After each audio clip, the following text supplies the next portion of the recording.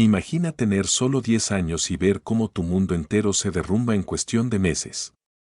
Imagínate siendo la única sobreviviente de una familia que una vez gobernó una de las naciones más poderosas de Europa, condenada a presenciar cómo cada ser querido marcha hacia su muerte mientras tú permaneces impotente para intervenir. Esto no es el argumento de una novela gótica. Esta es la historia real de Marie-Thérèse Charlotte de Francia, la hija olvidada de la monarquía, cuya vida se convirtió en un testimonio tanto de la resiliencia humana como de la cruel indiferencia de la historia. Nacida en un lujo inimaginable en el Palacio de Versalles el 19 de diciembre de 1778, Marie ingresó a un mundo donde cada uno de sus respiros era considerado un asunto de Estado. Como la primera hija del rey Luis XVI y la reina María Antonieta, fue bautizada inmediatamente como Madame Royale, un título que definiría y también perseguiría el resto de sus días. La princesa bebé nació durante el último resplandor dorado del antiguo régimen, cuando los cortesanos aún se inclinaban ante su presencia y cada capricho de su madre dictaba la moda de todo un continente. La Francia en la que nació Marie-Thérèse era una nación al borde de un abismo que aún no podía ver. Mientras los nobles bailaban en los salones de espejos de Versalles, el pueblo común luchaba con escasez de pan e impuestos aplastantes. La familia real vivía en un esplendoroso aislamiento, completamente desconectada de la rabia creciente que hervía en las calles de París y en el campo más allá. María Antonieta, ya impopular por sus orígenes austríacos y su estilo de vida extravagante, no tenía idea de que su hija un día pagaría el precio máximo por los pecados acumulados de la corona. La infancia temprana de Marie-Thérèse estuvo marcada por el privilegio y la tragedia a partes iguales. Fue educada por los mejores tutores, hablaba múltiples idiomas y fue preparada para una vida de deber real. Sin embargo, la muerte acechaba con cruel persistencia a la guardería real.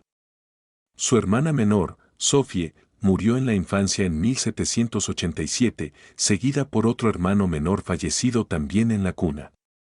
Estas primeras pérdidas presagiaban las tragedias aún más devastadoras por venir.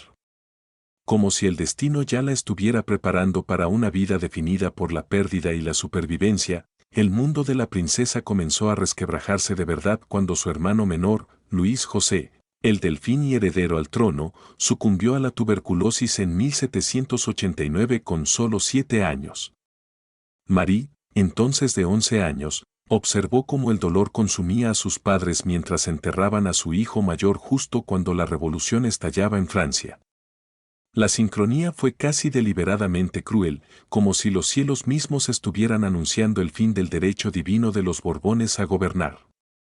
Su hermano sobreviviente, Luis Carlos, de apenas 4 años, se convirtió de repente en el nuevo delfín. Arrojado a un rol que era demasiado joven para comprender, Marie-Thérèse se encontró a sí misma no solo como hermana mayor, sino también como protectora, intuyendo incluso en su niñez que su familia estaba rodeada por un peligro creciente. Los días despreocupados de juegos infantiles en los jardines de Versalles estaban contados, aunque ninguno de ellos podía imaginar cuán rápido su mundo se transformaría en una pesadilla. La Revolución Francesa estalló como un volcán que había estado acumulando presión durante décadas. La toma de la Bastilla el 14 de julio de 1789 envió ondas de choque a través de la aristocracia. Pero la familia real creía al principio que podrían resistir la tormenta. Marie tenía 11 años cuando las multitudes furiosas marcharon por primera vez hacia Versalles exigiendo pan y justicia. Presenció el terror de su madre mientras miles de parisinos irrumpían en el palacio clamando por la cabeza de la reina, poniendo fin para siempre a la ilusión de la invencibilidad real. Los días de octubre de 1789 marcaron el inicio del fin de la infancia de Marie. Obligada por una turba armada a trasladarse a París, la familia real abandonó Versalles para siempre. Mientras su carruaje cruzaba las multitudes hostiles en dirección al Palacio de las Tullerías, Marie pegó su rostro a la ventana, observando cómo su antigua vida desaparecía detrás de ella. Nunca volvería a ver Versalles como su hogar. Permanecería solo como un recuerdo dorado de un mundo que se desvaneció tan repentinamente como la escarcha matutina. Las Tullerías se convirtieron en una jaula dorada para la familia real.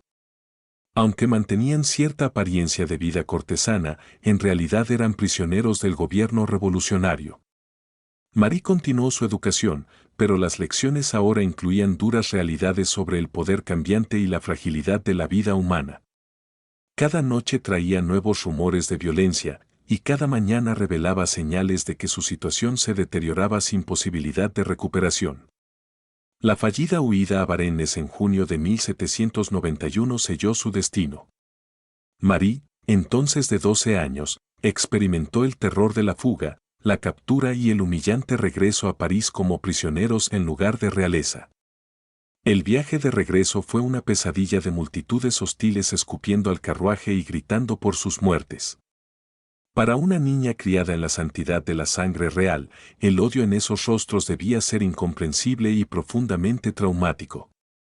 A medida que la revolución se radicalizaba, la violencia se intensificó exponencialmente. Las masacres de septiembre de 1792 llevaron el terror directamente a sus puertas. Marie podía escuchar los gritos desde las ventanas del palacio mientras aristócratas encarcelados eran arrastrados de sus celdas y masacrados por las turbas. Dormir se volvió imposible. Cada sonido en la noche podía ser el anuncio de la llegada de sus verdugos.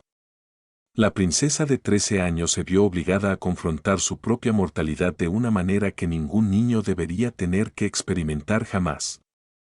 El golpe final llegó el 10 de agosto de 1792, cuando las fuerzas revolucionarias asaltaron el Palacio de las Tullerías.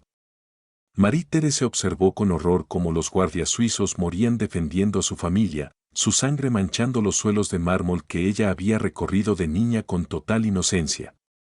La familia real fue arrestada y trasladada a la prisión del Temple, una fortaleza medieval que se convertiría en su último hogar juntos.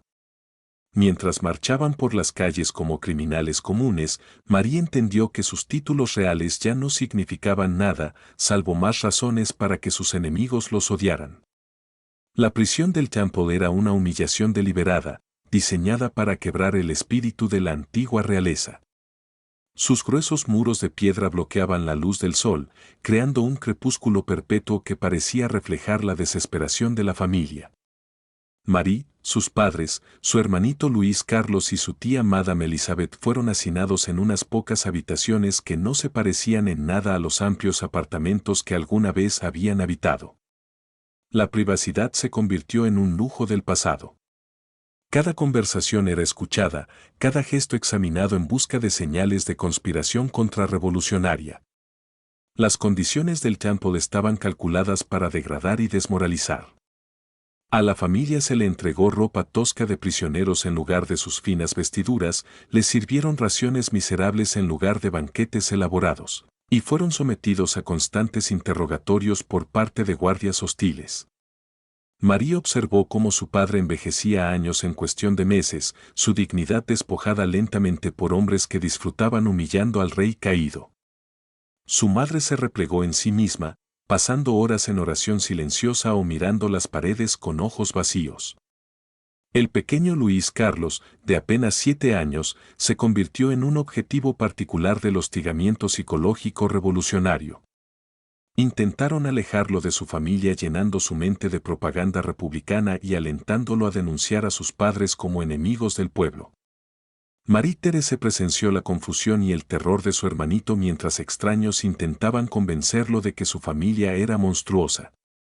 El niño comenzó a tener pesadillas, aferrándose a su hermana en la oscuridad, mientras sus padres murmuraban oraciones desesperadas que jamás recibieron respuesta.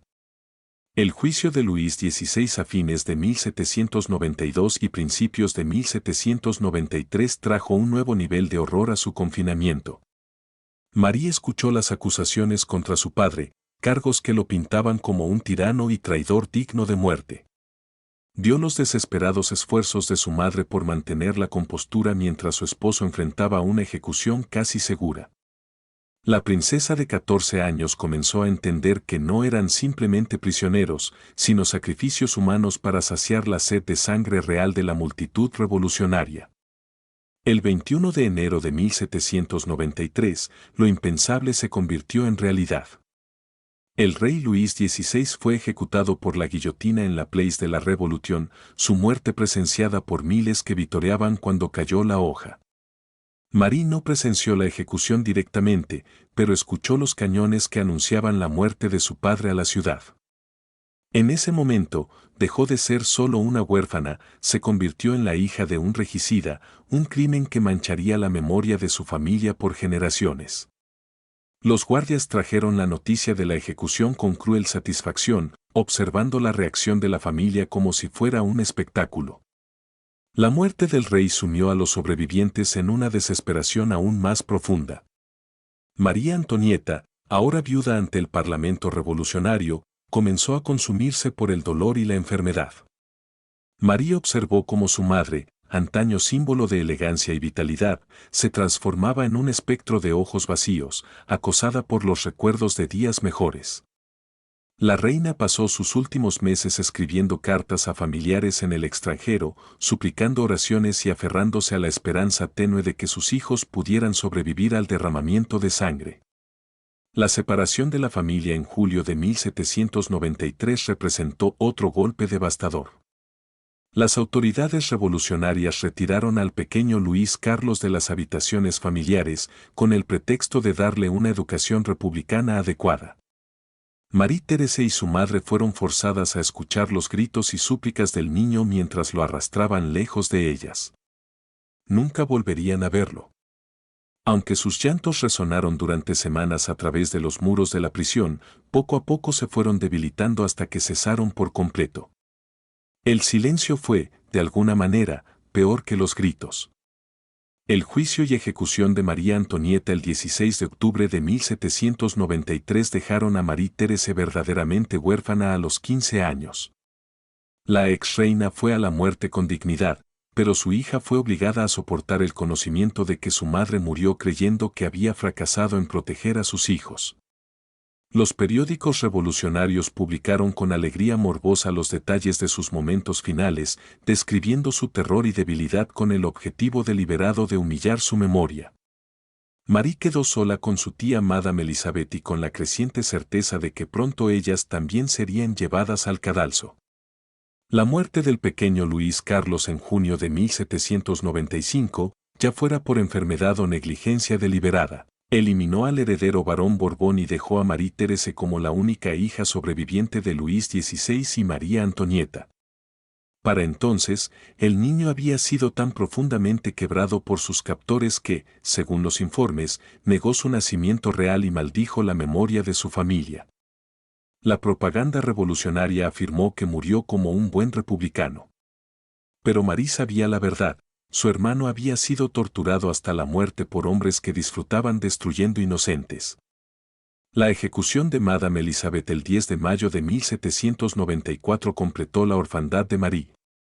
Su tía, hermana del rey, había sido su último vínculo con el mundo anterior a la revolución. Una mujer que recordaba su nacimiento y podía hablar de tiempos más felices. Con la muerte de Elizabeth, Marie se convirtió en la última integrante viva de su familia inmediata, una joven de 17 años que cargaba sobre los hombros el peso de la destrucción de toda una dinastía. Durante más de un año después de la muerte de su tía, Marie Thérèse permaneció completamente sola en su celda dentro de la prisión del Temple. No tenía contacto humano alguno más allá de los carceleros, quienes se limitaban a arrojarle comida sin decir una sola palabra. No le permitían caminar, ni recibir libros, ni siquiera mirar por una ventana. En el más cruel de los castigos, el mundo exterior fue borrado.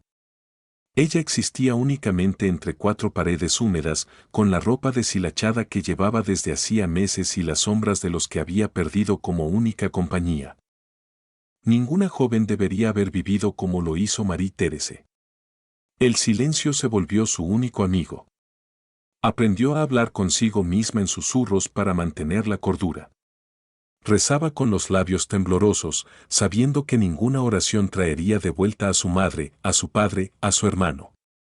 Cada día era igual al anterior, una rutina de miseria, espera y temor de que cada crujido en el pasillo anunciara su ejecución. Los revolucionarios no la mataron. Pero tampoco le ofrecieron razón alguna para seguir viva.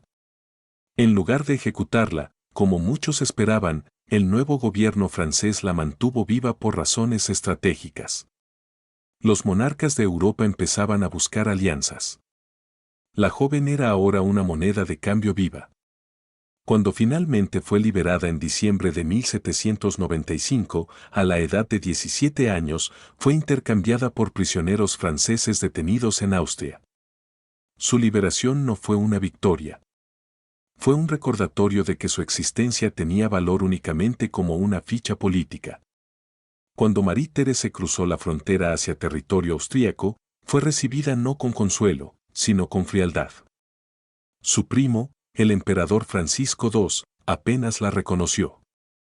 Aunque Austria había sido patria de su madre, la corte vienesa no quería una joven que recordaba tanto a María Antonieta. Y Marie lo sabía. En lugar de brindarle protección o compasión, la enviaron al exilio a Mitau, una ciudad lejana en el Báltico gobernada por el conde de Curlandia. Allí vivió, aislada, mientras Europa ardía en guerras napoleónicas. Durante ese exilio, Marie comenzó a escribir. No por deseo, sino porque era lo único que le quedaba, su memoria. Redactó un testimonio de los horrores vividos en el campo, de la brutalidad contra su hermano y la ejecución de sus padres. Cada palabra era una lucha contra el olvido, una exigencia de que el mundo recordara lo que la revolución le había quitado.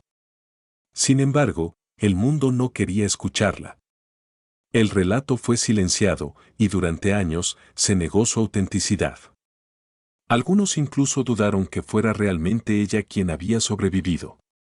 En 1799, en medio del caos que envolvía a Europa, Marie-Thérèse fue obligada a casarse con su primo, Luis Antonio, duque de Angulema, hijo del futuro rey Carlos X. El matrimonio fue una unión entre exiliados, una reconstrucción simbólica de una familia real destrozada. Pero no fue un matrimonio feliz. Marie, marcada por la muerte y la soledad, jamás fue capaz de abrirse emocionalmente. Nunca tuvieron hijos. Algunos cronistas aseguraron que ella aún escuchaba voces por las noches, que hablaba con las sombras de su madre y que caminaba sola durante horas, como si buscara una salida que no existía. Con la caída de Napoleón y la restauración borbónica en 1814, Marie-Thérèse regresó a Francia por primera vez en casi 20 años. Pero la Francia que encontró ya no era la suya. Las calles habían cambiado. El pueblo no la reconocía. Se había convertido en una reliquia viviente de un pasado que muchos querían olvidar. No hubo celebraciones ni coronaciones para ella. Aunque su esposo se convirtió brevemente en rey durante los 100 días en 1830, la monarquía colapsó nuevamente y fueron obligados a exiliarse por última vez. Durante su segundo exilio, esta vez en Inglaterra, Marie-Thérèse vivió como una sombra, una figura fantasmal que frecuentaba capillas privadas y escribía cartas a pocas amistades fieles. Nunca volvió a pisar el Palacio de Versalles, ni las Tullerías, ni siquiera el Temple, que había sido demolido por el nuevo régimen para borrar el recuerdo de sus crímenes. El mundo había seguido adelante, pero ella no a sus ojos. Francia estaba cubierta de tumbas que nadie quería recordar. Murió en 1851, en Frostdorf, Austria, a los 72 años. Fue enterrada sin pompa, sin cortejo real, sin los símbolos de la monarquía que alguna vez representó. Para muchos, era solo una vieja mujer noble. Para otros, la última testigo silenciosa de uno de los periodos más oscuros de la historia francesa. Aunque Marie-Thérèse logró sobrevivir al terror, su historia quedó marcada por una herida que jamás cerró, la desaparición y muerte de su hermano menor, Luis Carlos, conocido como Luis XVII. Él era el segundo hijo de Luis XVI y María Antonieta, y tras la ejecución de su padre en 1793, los realistas lo proclamaron rey legítimo desde el exilio, aunque solo tuviera 8 años. Pero en París, el pequeño Luis no era más que un trofeo. Fue encerrado en la misma prisión del Temple, en condiciones aún más crueles que las sufridas por su hermana. En junio de 1793, los revolucionarios lo separaron de Marie-Thérèse y lo entregaron a un carcelero brutal llamado Antoine Simon. Desde ese momento, el niño dejó de ser un príncipe. Fue tratado como un animal. Los informes contemporáneos son aterradores. Según testigos, Luis XVII fue golpeado, hambriento, expuesto al frío, obligado a vivir en una celda infestada de ratas y excremento. Salman, siguiendo órdenes del Comité de Seguridad Pública, tenía como tarea reeducarlo como un buen ciudadano revolucionario. En realidad, lo que hicieron fue destruirlo. Al niño se le obligó a firmar confesiones falsas, acusando a su propia madre de incesto. Se le negó toda atención médica. Nadie escuchó su voz durante meses. En 1795, el gobierno anunció oficialmente su muerte. Tenía apenas 10 años. Dijeron que había muerto de tuberculosis. Su cuerpo, cubierto de llagas y de aspecto esquelético, fue autopsiado por médicos republicanos. Pero a partir de aquí, comienza el verdadero misterio. El corazón del niño fue extraído en secreto por uno de los médicos, el doctor Philippe Jean Pelletan, quien, conmovido por el sufrimiento que había visto, lo ocultó como un recuerdo trágico. Décadas después, ese corazón fue llevado de un país a otro, pasando por varias manos, hasta que finalmente fue analizado con ADN en el siglo XXI. Los resultados confirmaron que pertenecía a un hijo de María Antonieta. Pero aún así, las dudas no desaparecieron. ¿Por qué? Porque durante más de 100 años surgieron decenas de impostores que afirmaban ser el verdadero Luis XVII. Algunos aseguraban haber sido liberados en secreto y sustituidos por otro niño en el campo. Otros afirmaban haber sido llevados a América o Alemania. Las historias variaban, pero todas compartían un elemento común, la esperanza de que el niño rey hubiera sobrevivido al infierno. Uno de los casos más famosos fue el de Karl Wilhelm Naundorff, un relojero alemán que convenció a varios aristócratas franceses de que era el verdadero delfín. Su historia era coherente, conocía detalles íntimos de la familia real y hasta tenía cicatrices similares a las que supuestamente sufrió en prisión. Incluso Marie-Thérèse, aunque nunca lo apoyó abiertamente, jamás lo desmintió con contundencia. El gobierno francés se negó a reconocerlo, y tras su muerte en 1845, sus restos fueron enterrados en los Países Bajos con una lápida que lo proclamaba Luis XVII. Pero las pruebas genéticas posteriores demostraron que no era hijo de María Antonieta. El misterio seguía intacto. Esta ola de impostores fue más que una curiosidad histórica. Reflejaba una profunda herida nacional. La brutal muerte del niño simbolizaba el precio más alto que había pagado Francia por su revolución. Negarse a aceptar su muerte o fantasear con su supervivencia era una forma de expiar la culpa colectiva. El pueblo necesitaba creer que algo, aunque fuera una vida inocente, había logrado escapar del horror. Y Marie-Thérèse, la única testigo directa de aquellos días oscuros, jamás habló abiertamente sobre lo que su hermano vivió. Algunos dicen que fue por trauma, otros creen que sabía más de lo que decía. En sus memorias, escribió sobre él con ternura, como si aún lo viera como el pequeño que corría por los jardines de Versalles. Pero jamás mencionó los rumores. Jamás confirmó a un impostor. Jamás buscó pruebas. Era como si, en lo más profundo de su alma, prefiriera mantener viva la imagen del niño antes de que todo se destruyera. Marie-Thérèse murió el 19 de octubre de 1851, lejos de Francia, en un castillo olvidado en la campiña austriaca. Para entonces, casi nadie recordaba que ella había sido la hija de los reyes de Francia, la única superviviente de la familia real destronada, encarcelada, humillada y aniquilada durante el terror. Tenía 72 años. Sus últimos años transcurrieron en la sombra, rezando en pequeñas capillas, escribiendo cartas a los pocos nobles exiliados que aún quedaban vivos y evitando cualquier recuerdo público de lo que había vivido. Era, en esencia, una mujer viva que cargaba con los muertos. Fue enterrada sin pompa, sin cortejo real, sin que la nación que la traicionó la recordara. Ningún monumento conmemorativo, ningún funeral de Estado. Solo una lápida discreta en Frostdorf, donde descansaba junto a su esposo, el duque de Angulema, un hombre que, por unas breves semanas en 1830, fue proclamado como el rey Luis XIX, aunque jamás gobernó ni fue reconocido como tal. Ambos, figuras fantasmas de una monarquía quebrada, quedaron sepultados en el olvido. Pero el verdadero final de la historia de Marie-Thérèse no está en su muerte, sino en lo que la historia decidió hacer con su memoria. Durante décadas, fue ignorada. Cuando se la mencionaba, era apenas como una nota al pie de la revolución. Para los republicanos, era símbolo de un pasado opresor. Para los realistas, una figura incómoda, demasiado silenciosa, demasiado pasiva, demasiado rota. Y sin embargo, ¿cómo no habría de estar rota? Fue testigo de la ejecución de su padre. Oyó los gritos de su madre desde otra celda antes de que fuera llevada a la guillotina. Escuchó, impotente, cómo su hermano moría lentamente tras una pared, solo y torturado. Pasó más de 1000 días en prisión, completamente sola, en un mundo que ya no reconocía. No fue una reina. No fue una mártir pública. Pero fue algo más inquietante, una sobreviviente silenciosa. En sus memorias, escritas con mano temblorosa años después del exilio, no hay rabia. No hay acusaciones. Solo un profundo, inabarcable dolor.